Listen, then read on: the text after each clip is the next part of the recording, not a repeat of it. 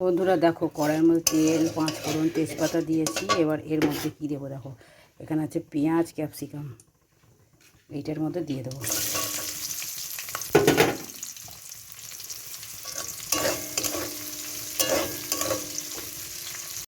এবার এর মধ্যে কী দেবো দেখো, আদা, কাঁচা লঙ্কা আর রসুন গ্রেট করা।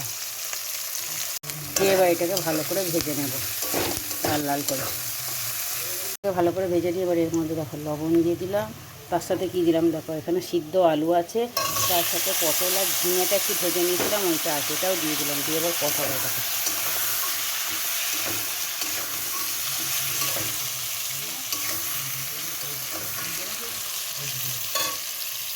এটাকে ভালো করে কষিয়ে নিয়েছি। এবার এর মধ্যে জিরে, ধনে, হলুদ, লঙ্কা আর একটু মিষ্টি দিয়েছে, দিয়ে মশলাটা দিয়ে দিলাম। মশলাটা দিয়ে এবার নাড়াচাড়া করে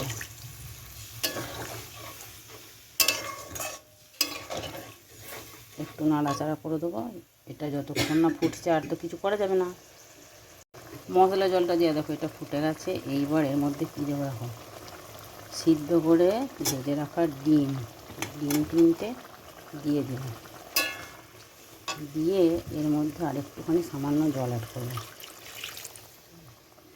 জলটা অ্যাড করে এটাকে একটু নেড়ে দেবো।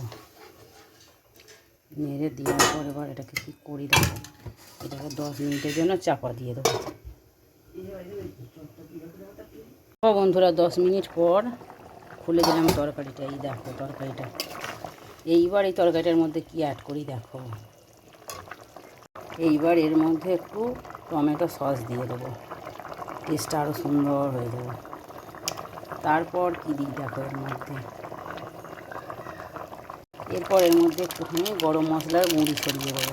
তোমরা চাইলে গরম মশলা দিতেও পারো, নাও দিতে পারো, আমি দিলাম একটুখানি। দিয়ে এটাকে নাড়াচাড়া করে দেবো। দেখেছো তরকারিটা কি সুন্দর হয়ে গেছে। ক্যাপসিকাম, পটল, ঝিঙে, ডিম, আলুর তরকারি।